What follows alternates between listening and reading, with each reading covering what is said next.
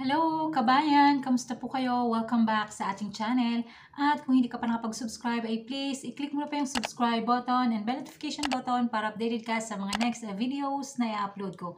Thank you so much, and for this video ay gusto kong i-share sa inyo itong about sa kung papaano or kung kailan daw ba pwedeng ma-withdraw yung ating contributions dito sa Pag-ibig. So marami-rami na po ako na-receive na comments na nagtatanong na same question lang. So para masagot po yung kanilang mga tanong at para isahang sagot na lang din.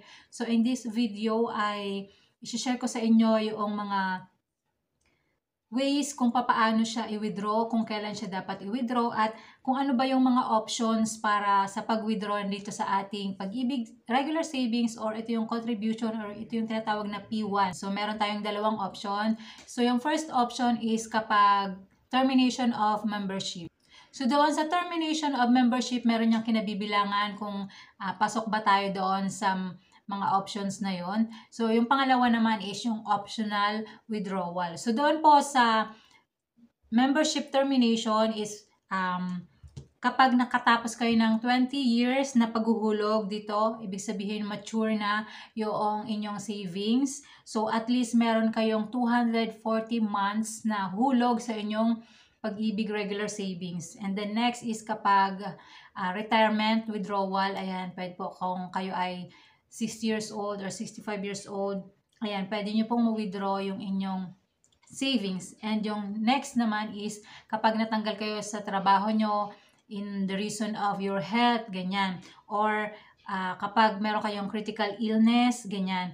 And kapag naman po permanente na kayong aalis sa Pilipinas, so ayan, pwede na rin pong ma-withdraw yung inyong savings and dividends dito sa Pag-ibig.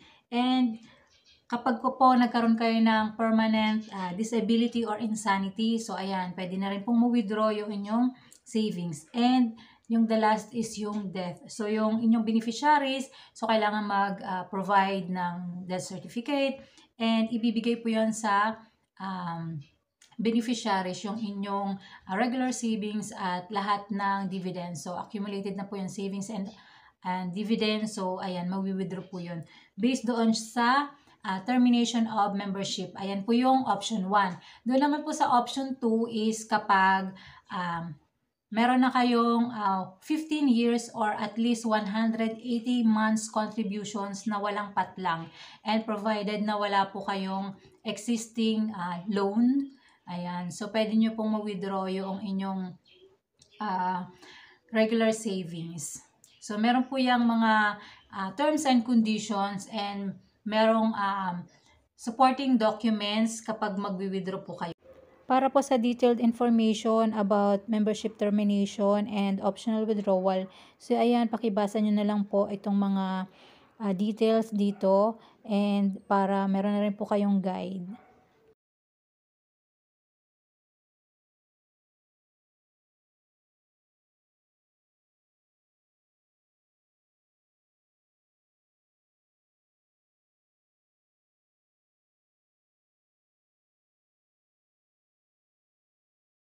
So, ano naman yung mga ways kung paano tayo makapag-withdraw? So, meron po tayong dalawang ways para makapag-withdraw na ating savings. So, first is kapag pupunta po kayo sa branch. So, sa Pag-ibig branch, walk-in. So, doon kayo magpapasa ng mga forms and lahat ng requirements. And yung second option naman is via virtual Pag-ibig. So, ipapakita ko sa inyo kung paano makapag-withdraw via Pag-ibig. So, hindi ko siya mapapakita hanggang sa katapusan ng pag-upload ng mga documents sa virtual Pag-ibig, kasi hindi naman po tayo mag-withdraw. So, papakita ko lang sa inyo kung paano or ano yung mga requirements, mga IDs, and ano yung form na fill upan nyo para mai-upload nyo doon sa virtual Pag-ibig para may pa-process nyo online. So kahit nasa abroad kayo or OFW kayo, pwede kayong makapagpasa ng inyong claim application sa Pag-ibig. So papakita ko sa inyo via online virtual Pag-ibig. So para po dun sa kababayan natin nagtatanong paano daw mag-claim or mag-withdraw ng kanilang savings sa Pag-ibig. So meron tayong dalawang option. First is yung mag-walk-in sa Pag-ibig branch, and yung pangalawa is etong papakita ko sa inyo sa virtual Pag-ibig. So for example, ang regular savings ninyo ang inyong i-claim. So meron tayo dyang savings maturity. Ayan. and then retirement, and then yung optional withdrawal. So, ano ba yung reason nyo bakit kayo mag-withdraw? For example, is yung retirement. Ayan, click nyo lang po dyan yung retirement and makikita nyo po dyan yung mga requirements na kailangan nyong i-accomplish bago nyo i-proceed itong pag-claim. So, kailangan nyo i-download or fill upan itong claim application form, and then kailangan nyo po ng valid ID. If ever na hindi po available yung loyalty card plus, so mas better na mag-provide ng dalawang ID. And then kailangan nyo po ng selfie photo na hawak nyo yung inyong ID at saka yung inyong cash card. Ayan, pwede nyo pong tingnan dito yung mga samples. Ayan. And then kailangan nyo din ng mga supporting documents. So, click natin dito yung guide. Kung ano ba yung mga documents. Ayan. GSIS retirement voucher. Ayan. Yung mga sample na documents if ever na kailanganin. And doon naman sa mga ID na kailangan. So, for example is yung valid ID. Ayan. And then, ayan, magpipicture kayo doon sa selfie photo na hawak nga yung inyong mga valid ID. And then, kapag meron na kayo nyan, click nyo lang tong proceed. And then, fill upan nyo po ito.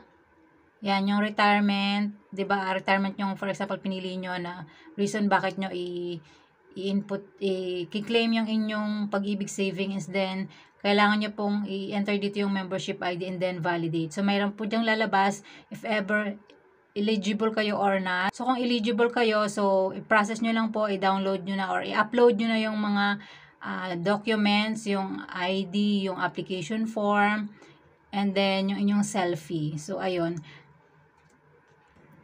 So, yung sa regular savings, maturity, retirement, and optional withdrawal. So, same lang po yan. Kailangan mag-fill up ng form, then valid ID, then cash card, and then selfie photo. Ayan. Kung wala kayong loyalty card plus, so, ang alam ko via check yan, pero mag-additional po kayo ng valid ID. So, ayun lang po muna for this video. Thank you so much for watching at sana ay nakatulong ang video na ito. At kung hindi ka pa nakapag-subscribe, please click mo na po yung subscribe button and bell notification button para updated ka sa mga next videos na i-upload ko. Thank you so much!